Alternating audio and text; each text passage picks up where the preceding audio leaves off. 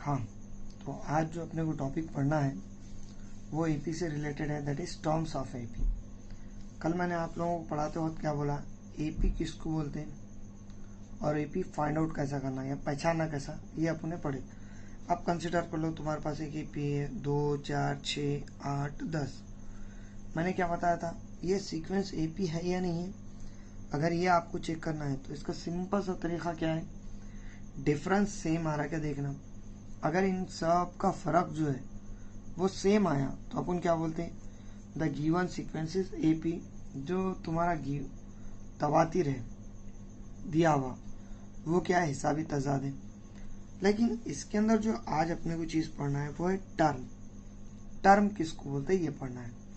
तो टर्म का मतलब क्या, एपी में आने वाले ये जो नंबर्स है इसको जनरली क्या बोलते हैं, टर्म्स बोलते हैं। ठीक है, अब जाहिर सी बात है हर नंबर का एक मुकाम है, हर नंबर कोई ना कोई मुकाम के ऊपर आ रहा। जैसा कि ये जो 2 है वो पहले नंबर पे आ रहा, ये 4 दूसरे नंबर पे आ रहा, ये 6 तीसरे, ये 8 चौथे, ये 10 पांचवे और सो ऑन कंटिन्यू आएगा ना आगे चल के। ठीक है, तो जो तुम्हारा एपी रहता उसका जो फर्स्ट टर्म है उसको हमेशा ए से भी डिनोट कर सकते हैं और T1 से भी डिनोट कर सकते हैं। So it is stands for first term. ठीक है, अब उसके बाद जो नेक्स्ट चीज है, जैसा ये एपी के अंदर अगर आप गौर करें तो यहाँ पे जो डिफरेंस है वो कितने का आ रहा, 2 का आ रहा। अच्छा, अगर अपन थोड़ा गौर करें तो पहले में डिफरेंस मिला है तो दूसरा टर्म आ रहा कि नहीं, दूसरे में डिफरेंस मिला है तो तीसरा टर्म आ रहा, तीसरे में डिफरेंस मिला है तो चौथा, और चौथे में डिफरेंस मिला है तो क्या, पांचवा। अब जाहिर सी बात है अगर पहला टर्म T1 से डिनोट करें, जिसको ए से भी डिनोट करते हैं स्टैंडर्ड वे में, तो दूसरा टर्म किससे डिनोट करेंगे, T2 से। जैसा मैंने अभी बताया, पहले में डिफरेंस मिला खुद ब खुद दूसरा टर्म आता। जैसा कि यहाँ पहला टर्म क्या है, 2 है और डिफरेंस कितना है भाई, 2 का 6, तो 2 और 2 4। देखो दूसरा टर्म आया कि नहीं, बराबर। सेम टर्म में या सेम टाइप में तीसरा टर्म अगर निकालना है तो दूसरे में डिफरेंस मिलाओ, तीसरा टर्म आता। दूसरा टर्म बोले तो T2 और डिफरेंस बोले तो क्या, D। ऑब्वियसली दूसरा टर्म T2 दैट इज 4 और डिफरेंस D मतलब 2, तो again 4 + 2 that is 6। Same pattern में अगर चौथा टर्म देखें तो जिस तरह पहले में डिफरेंस मिला है तो दूसरा आया, दूसरे में डिफरेंस मिला है तो तीसरा आया, तीसरे में अगर अपन डिफरेंस मिला है तो जाहिर सी बात है चौथा टर्म आ गया, मतलब T3 + D। देखो तीसरा टर्म क्या था, 6 और D कितना आया, 2। 6 + 2 कितना होता, 8। सेम पैटर्न में अगर पांचवा टर्म निकालना है तो ये T4 यूज करेंगे क्या, और D एज इट इज आएगा। T4 मतलब 8 और D कितना, 2। 8 और 2 कितने होते, 10। तो ये टाइप में तुम्हारा सॉल्व करना है। इन शॉर्ट, जो तुम्हारा पहला टर्म है और जो तुम्हारा ए है ये दोनों हमेशा कैसे आते, इक्वल आते। अगर दूसरा टर्म निकालना है तो पहले में D मिलाओ, अगर तीसरा टर्म निकालना है तो दूसरे में D मिलाओ, अगर चौथा टर्म निकालना है तो तीसरे में D मिलाओ और कंटिन्यू सो ऑन चलने का। ठीक है, तो ये है इसके जनरल फार्मूले जो यूज करना है। और इसके अलावा अगली एक्सरसाइज में भी आपको एक फार्मूला आने वाला है, वो अलग चीज है। फिलहाल ये सबसे इंपॉर्टेंट चीज है। ठीक है, अब उसके बाद जो करना है अपने को वो है इससे रिलेटेड क्वेश्चंस। देखो अब इससे रिलेटेड जो क्वेश्चंस है उसके अंदर उन्होंने क्या करा, अपने को क्या करा, तो if first term of an AP is A and the common difference is D। मतलब इन्हें खुद क्या बोल रहा कि अगर पहला टर्म ए है और कॉमन डिफरेंस D है तो नीचे दिए हुए नंबर्स का यूज करो और एपी लिखो। अगर हिसाबी तजाद का पहला रुकन ए और मुश्तरक फर्क D हो तो हिसाबी तजाद मालूम कीजिए। मतलब अपने को मालूम क्या करना है, पूरा का पूरा सीक्वेंस मालूम करना है, पूरा का पूरा हिसाबी तजाद मालूम करना है। अब ये मालूम करने के लिए क्वेश्चन नंबर 1 पे आओ। क्वेश्चन नंबर 1 में क्या दिया उन्होंने, A = 10 और D = 5। जैसा मैंने अभी आपको बताया T1 का मतलब और A का मतलब कैसा रहता, सेम रहता। So T1 is equal to A is equal to कितना आएगा 10। लेकिन T2 का मतलब मैंने क्या बताया, T1 में D मिलाओ, दैट इज T2 हो जाता। एक टर्म पीछे की लेने का हमेशा D मिला के। A T1 कितना है भाई 10, D कितना है 5, 10 और 5 कितने 15। सेम पैटर्न में T3 के टाइम पे क्या करेंगे, जिस तरह T2 के टाइम पे T1 को मिलाए, T3 के टाइम पे T2 को मिलाओ। T2 plus D that is T2 कितना है 15 प्लस D 5 मतलब 20। और T4 इज इक्वल टू क्या आएगा भाई T3 प्लस D बराबर, मतलब ऊपर वाला term plus D that is 20 plus 5, so it will be equal to कितना 25। तो 4 टर्म इनफ है, उससे ज़्यादा निकालने की ज़रूरत नहीं है। So therefore AP will be, तुम्हारा AP का पहला टर्म 10, दूसरा 15, चौथा 20, तीसरा 20, चौथा 25 और सो ऑन, ये टाइप में जाने वाला है। तो ये हुआ तुम्हारा क्वेश्चन नंबर 1।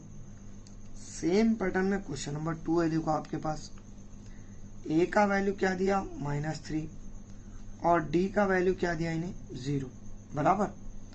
अब मुझे बोलो, जैसा मैंने क्या बताया, T1 और A इक्वल रहते, T1 और A इक्वल मतलब -3 चाहिए। T2 का मतलब क्या है T1 प्लस D बराबर T1 -3 D 0 that will be equal to -3 होने वाला है। क्यों, तो 0 किस में भी मिलाओ सेम नंबर आने वाला है। सेम पैटर्न में T3 पे आओ, ऑब्वियसली T3 के टाइम पे एक कम मतलब T2 प्लस D, तो T2 कितना है भाई -3 plus D 0 again -3। T4 is equal to again क्या आएगा T3 plus D that is -3 plus 0 again -3। इसका मतलब देयरफॉर द सीक्वेंस इज या द AP इज, मैं ऐसा लिख सकता या -3 -3 एंड सो ऑन। मतलब ये जो AP है इसका हर वर्ड कैसा आ रहा, सेम आ रहा। सिर्फ उर्दू में क्या लिखेंगे, हिसाबी तजाद, पहले वाले का जवाब 10 15 20 25 होगा, दूसरे का हिसाबी तजाद -3 होगा। चलो उसके बाद आओ क्वेश्चन नंबर 3 पे। अगर अपन क्वेश्चन नंबर 3 ऑब्जर्व करें तो A इज इक्वल टू -7 है और D इज इक्वल टू 1/2 है बराबर। ये क्वेश्चन थोड़ा अलग चलता। अब मुझे बोलो यहाँ पे T1 का मतलब और A का मतलब सेम है, दैट इज -7 ही चाहिए क्या। T2 का मतलब मैंने क्या लिखा है T1 plus D, T1 -7 plus D 1/2। इसके डिवीजन में 1 लगाए तो क्रॉस मल्टीप्लीकेशन होता, 7 दूनी 14 प्लस 1 और होल डिवाइड बाय क्या आएगा 2 बराबर। बेटा यहाँ पे अगर अपन ऑब्जर्व करें तो माइनस का 14 है और प्लस का 1 है, एक प्लस का और एक माइनस का रहा तो माइनस होता, इसलिए -14 plus 1, so we get -13 upon कितना 2, ये जाने वाला है। अब T3 के टाइम पे मैंने क्या बोला था, तो T2 में क्या करो D को मिलाओ। अब यहाँ पे अगर अपन ऑब्जर्व करें तो अपना T2 कितना आया -13/2 और D कितना है अपना 1/2। अगर देखा जाए तो ये दोनों के डिनोमिनेटर कैसे सेम है, और डिनोमिनेटर सेम रहे तो सिर्फ ऊपर वालों का प्लस कर देना या माइनस, जो भी बीच में सिंबल है। So -13 plus 1 upon 2 it will be equal to -12/2 होता बराबर क्या। वैसा -12/2 को अपन -6 लिख सकते, लेकिन मैं ये क्वेश्चन में नहीं लिख रहा हूँ क्यों, तो अपने को आगे चल के इसका यूज होता। अब T3 हो गया, उसके बाद और T4 पे, T4 का मतलब क्या होगा भाई T3 प्लस D, T3 कितना है -12/2 प्लस D कितना है 1/2। देखो कैलकुलेशन एकदम इजी होगा कि नहीं, तो we can write -12 plus 1 upon 2, again एक माइनस का एक प्लस का है मतलब माइनस होगा, तो वी गेट -11/2 होगा क्या। तो देयरफॉर द सीक्वेंस इज, तुम्हारे पास जो सीक्वेंस भी लिख सकते हैं या AP बेटर है।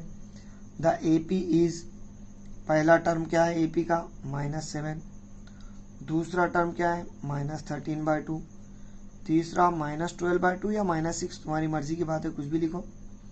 और चौथा है -11/2। ठीक है। सेम पैटर्न में अब आओ क्वेश्चन नंबर 4 पे। अगर अपन क्वेश्चन नंबर 4 ऑब्जर्व करें तो ए का वैल्यू -1.25 दिया और डी का जो वैल्यू दिया वो कितना दिया, 3 दिया। ठीक है। क्वेश्चन नंबर 5 और क्वेश्चन नंबर 6 आप लोगों को होमवर्क में देने वाला हूँ मैं। नाउ यहाँ पे अगर देखें तो T1 is equal to A is equal to -1.25 बराबर। Next T2 is equal to क्या है भाई, तो T1 प्लस डी। तो T1 कितना है बेटा, -1.25 प्लस डी कितना है, 3। चलो अब एक प्लस का एक माइनस का, ऑब्वियसली माइनस होने वाला, जनरली बड़ा 3 है, 3 में से माइनस करेंगे, 3 और 1.25 है भाई, 2 0 लगाना पड़ेगा क्या इसको, क्यों तो माइनस कर रहे हैं। अब मुझे बोलो 0 में से 5 नहीं जाते, इधर का एक लिए 10, 10 में से 5 गए 5, यहाँ पे 9 बचे, 9 में से 2 गए 7, और यहाँ पे 2 बचे, 2 में से 1 गया 1। तो ऑब्वियसली 3 बड़ा है, इसके वास्ते 1.75। चलो पहला नंबर आया। फिर T3 इज इक्वल टू क्या है भाई, T2 प्लस डी। T2 कितना है तुम्हारा 1.75, डी कितना है भाई 3, 1.75 plus 3 that will be equal to 3.75। इसको तो प्लस करने की जरूरत नहीं है, डायरेक्ट लिख सकते हैं। T4 इज इक्वल टू कितना आएगा भाई, T3 plus D. It will be equal to, तुम्हारे पास जो टर्म है वो क्या आने वाला है भाई, 3.75 प्लस 3। सो 3 और 3 6 हो जाते हैं, that is 6.75। So therefore the sequence is, जो तुम्हारा सीक्वेंस है वो -1.25, 1.75, 3.75